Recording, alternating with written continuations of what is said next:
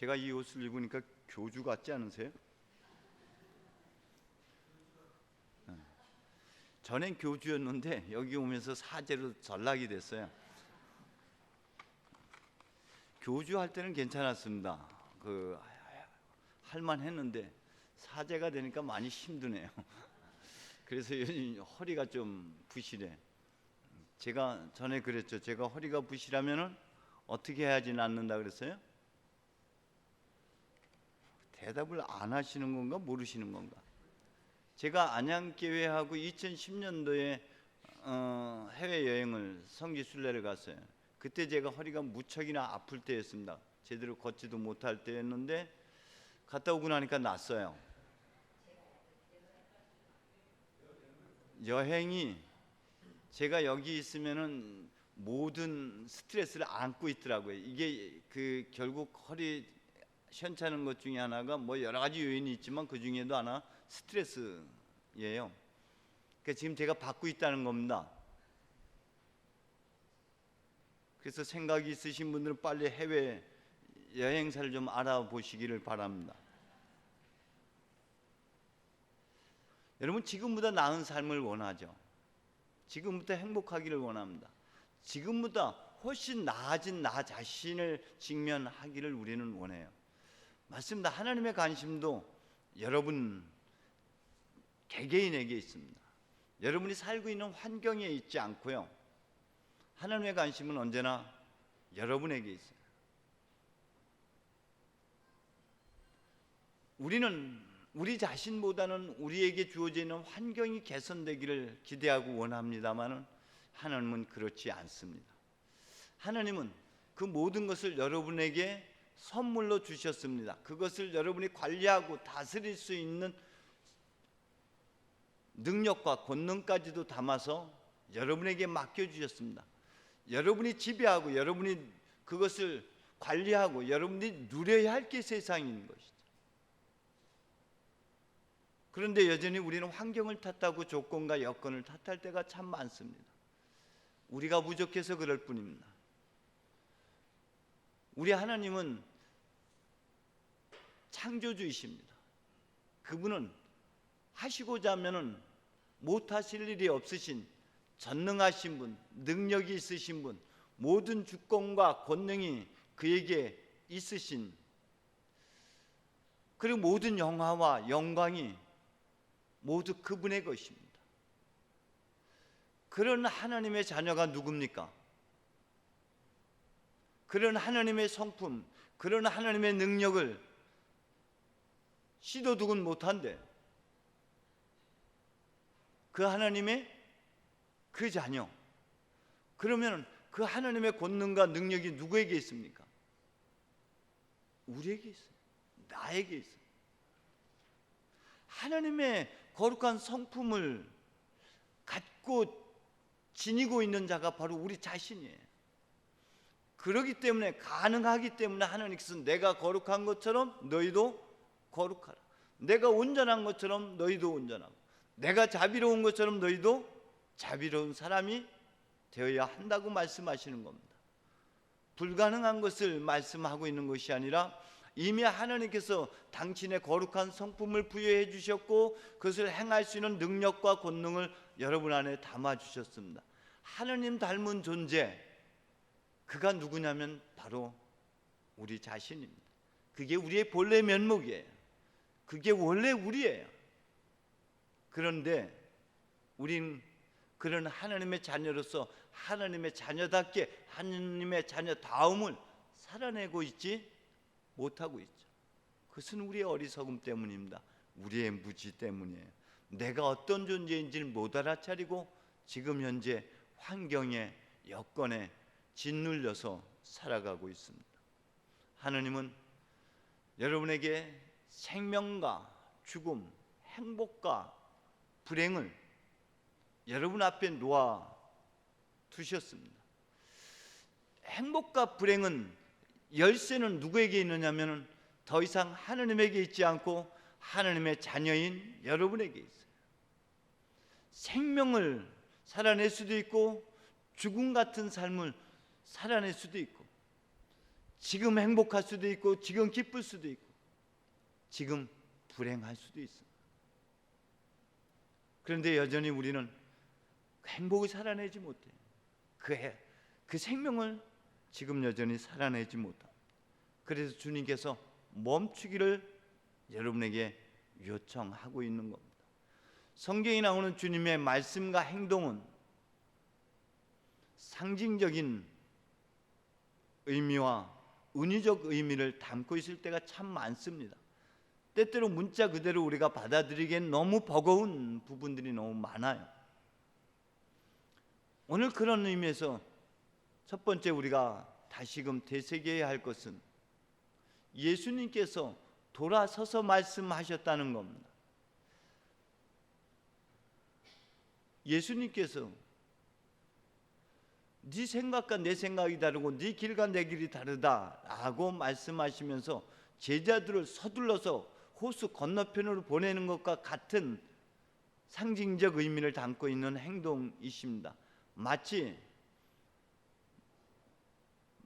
마리아가 무덤가에서 부르는 소리를 듣고 왜 울고 있느냐는 말을 듣고 돌아서서 뒤돌아보고 라는 말씀과 같은 의미를 담고 있는 것입니다. 멈추어서 오던 길을 한번 더듬어 생각해 보아라. 같은 의미의 말씀으로 여러분 오늘 비유에 있는 말씀을 가지고 얘기합니다. 먼저 앉아서 따져보고 곰곰이 생각해 보지 않겠느냐? 먼저 앉아서 생각해 보지 않겠느냐? 상황을 지금 얘기하고자 하는 것이 아니라 지금 이 말이 갖고 있는 상징적 의미를 여러분 그 안에 담고 있는 것을 말씀드리는 겁니다. 마리아가 선사가 전해준 인사말을 듣고 놀래서 그 말이 무슨 뜻일지를 곰곰이 생각해 보았다. 그리고 이스라엘 백성들에게 모세가 이렇게 말합니다. 너희가 지난 40년간을 더듬어 생각해 보아라. 이 말의 뜻은 예수님께서 시몬을 주목하여 바라보았다. 예수님 십자가에 못 박히시는 장면과 예수님께서 무덤에 안장되는 장면을 여러 여인들이 멀리서 지켜보고 있었다. 같은 뜻입니다. 이것은 묵상, 반추에서 되새긴다. 성령의 기억과 그리고 성령의 조명을 통해서 다시 새겨본다. 곱씹어 본다. 먼저 가던 길을 멈추고 여러분이 살아왔던 삶의 여정 다시 한번 되돌아보고 곱씹어보고 성찰해 보라는 말씀입니다. 하나님의 꿰뚫어 보심으로 하나님의 시선으로 여러분의 삶을 다시 돌이켜 보라는 의미입니다. 하나님의 눈으로 볼 때 사랑 아닌 것이 없습니다. 모든 것 안에 하나님이 계십니다. 모든 시간 속에, 모든 사건 속에, 모든 상황 속에 거기에 하나님 계셨습니다. 하나님께 신비로 자비와 사랑으로 거기 역사하고 있었습니다. 더듬어 생각해 볼 때만, 성령의 기억과 조명 속에 성찰할 때만 비로소 알아차릴 수 있는 하나님, 비로소 깨달을 수 있는 여러분 자신의 본질인 것이, 우리는 때때로 미운 오리 새끼로 살아가고 있지는 않은지 모르겠습니다. 어미 닭이 숨어버리니까 같이 휩쓸려서 숨어버리는 솔개의 새끼가 아니겠는가 싶습니다. 자기가 백조인 줄 알아차리지 못하고, 자기가 하늘을 날 수 있는 독수리이고 매인지를 알아차리지 못하고 그 무리 속에 살아가고 있는 것이 저와 여러분 아니겠습니까? 우리가 눈 떠보니 내가 천상 천하 유아 독존이다.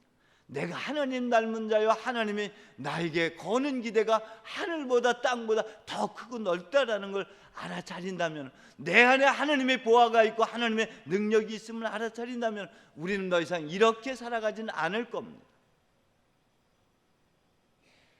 그것이 눈뜸이에요.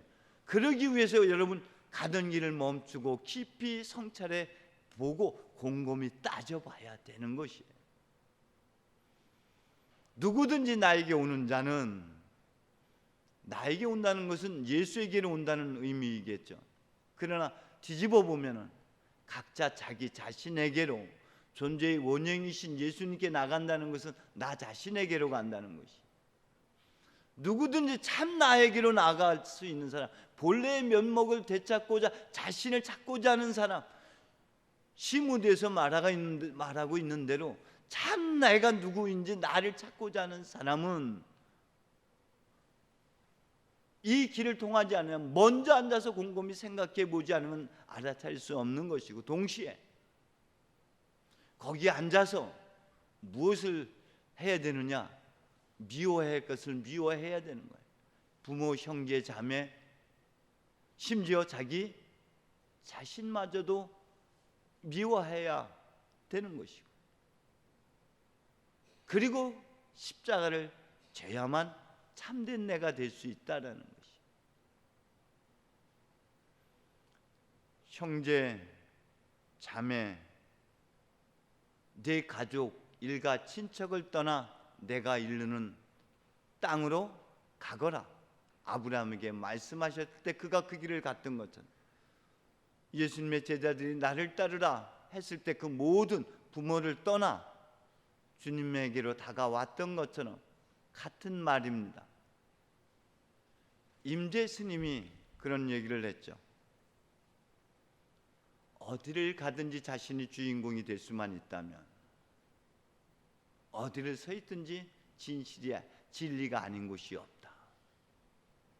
이 말은 성경으로 얘기하자면 시편 139편에 하나님께서는 하나님 앞에 어둠은 어둠도 어둠이 아니다.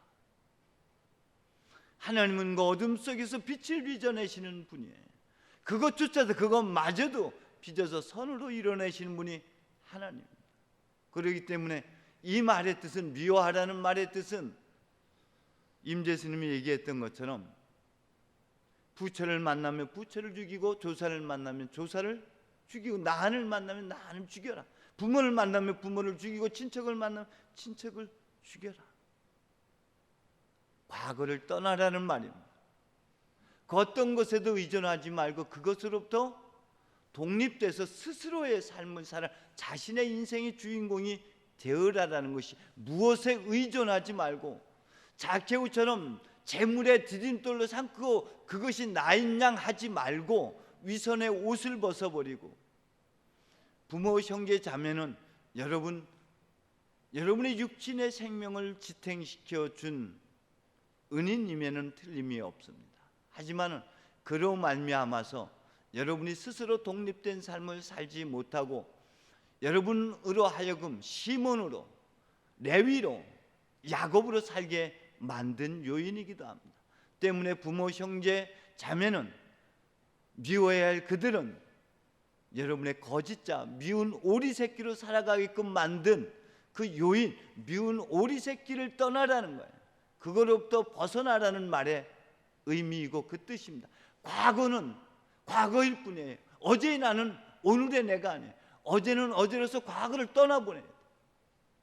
오늘 나는 새롭게 새하늘 새 땅을 살아가고 있는 사람이에요. 늘 자신의 과거, 자신의 기억을 자신이 밟지 않으면은 나는 보다 나은 내가 될 수 없는 거예요. 성숙의 자리로 나아가기 위해서 내가 알고 있는 모든 것을, 내가 갖고 있는 모든 것을 밟아야 된다는 말의 뜻이 미워하라는 말이에요. 여러분이 미워할 것이 뭡니까? 지금 미운 오리 새끼인 나를 미워해야죠. 레위로 살아가고 있는 나, 시몬으로 살아가고 있는 나, 야곱으로 살아가고 있는 어리석은 나를 벗어 던져야 되는 것이죠. 이것을 벗어던질 때 비로소 베드로가 되는 거고 마태가 되는 거고 이스라엘이 되어지는 거예요. 비로소 참된 내가 되어지는 겁니다. 하나님의 자녀의 권위를 회복하는 거예요. 내 안에 감춰진 보화를 찾아냈다면, 질그릇 같은 내 안에 하나님의 보화, 하나님의 능력을 알아차렸다면, 내가 끊임없이 곰곰이 생각하고 더듬어 생각하면서 찾아다니던 그 길에서 참 나인 진주를 발견했다면, 이제 더 이상 미운 오리 새끼로 살아가지는 않을 겁니다. 더 이상 눈먼 자로 살아가지는 않을 겁니다. 더 이상 환경에 지배받지는 않을 겁니다. 그런 사람은 독생자가 되어서 살아갑니다. 스스로 그 어떤 것에도 의존하지 않고, 마치 주인공, 자기 인생의 주인공, 성경에서는 이것을 여러분 하나님 나라의 왕노릇하라고 표현하고 있는 것이죠. 여러분이 왕노릇해야 돼요. 여러분이 여러분의 주인공이 돼야 돼요. 여러분이 독생자가 되어 살아가는 거예요. 성경은, 사도 바울은 이렇게 표현하고 있습니다. 영광을 받거나 수치를 당하거나 비난을 받거나 칭찬을 받거나 언제든지 하나님의 일꾼답게 살아갑니다. 속이는 자 같으나 진실하고 이름 없는 자 같으나 유명하고 죽은 것 같으나 이렇게 살아 있습니다. 아무리 심한 벌을 받아도 죽지 않으며 슬픔을 당해도 늘 기뻐하고, 가난하지만 사람을 부유하게 만들고, 아무것도 가진 것 없지만 사실은 모든 것을 가지고 있습니다. 이렇게 말할 수 있고 이렇게 살아낼 수 있습니다. 하나님은 여러분이 그렇게 살아내기를 원하는 겁니다. 여러분의 환경을 빚어내기를 원하는 것이죠. 하나님께서 환경을 빚어서 여러분에게 주는 것이 아니라, 하나님께서는 여러분에게 그걸 빚어낼 수 있는 능력과 권능을 주셨기 때문에 여러분에게 모든 생명과 죽음을 맡겨놓으신 거예요. 여러분이 그 살만한 환경으로 빚어내셔야 됩니다. 여러분이 생명을 빚어내야 돼요. 이것이 소리에 놀라지 않는 사자같이, 그물에 걸리지 않는 바람같이, 물에 더럽히지 않는 연꽃처럼, 무쇠의 불처럼 혼자서 가라는 말입니다. 이것이 제자가 되어 주님 가신 독생자의 길, 길이 생명을 사는 것입니다. 날 버릴 때만 비로소 참된 내가 되어질 수 있습니다. 내가 버려져야지만이 참 내가 태어나는 것이, 이것이 창조인 것이죠. 새하늘 새 땅, 밖의 것을 빚어내는 것이 아니라 나를 하나님께서 새롭게 빚어내는 것은, 그것은 내가 나를 깰 때만 가능해지는 거예요. 때문에 저는 제가 미워야 할 것은 앞서 말씀드린 대로 미운 오리 새끼로 살아가는 나예요. 이걸 내가 미워하고 내가 버려야 할 것이. 져야 할 십자가는 뭡니까? 하나님은 여러분에게 무거운 짐을 지어주지 않아. 수고하고 무거운 짐진 자들아 다 내게로 오라. 내 멍에는 가볍고 나는 쉽다라고 표현하고 있습니다.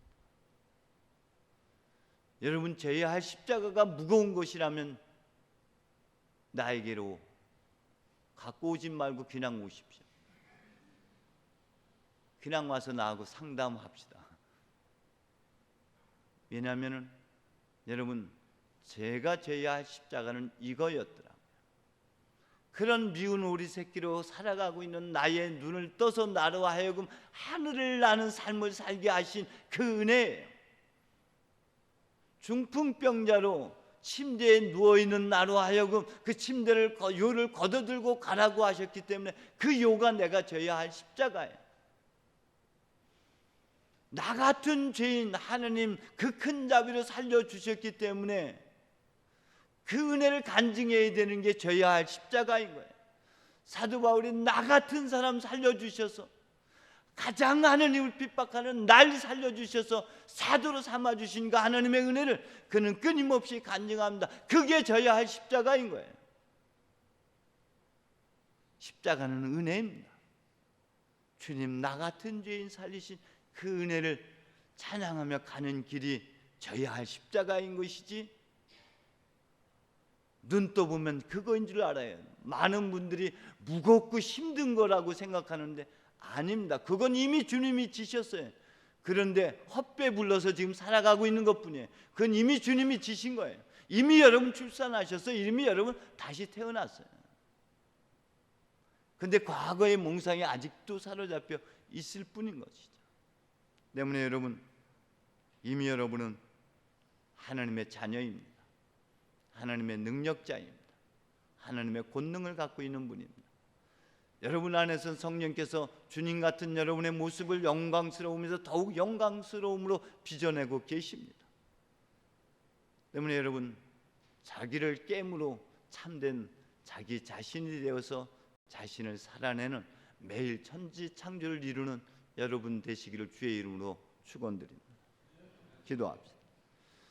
주님, 무지와 탐욕과 어리석음 속에 갇혀있는 나를 눈뜨게 해주셔서 하늘을 나는 삶, 자유로운 삶 살게 하여 주시니 참 감사합니다.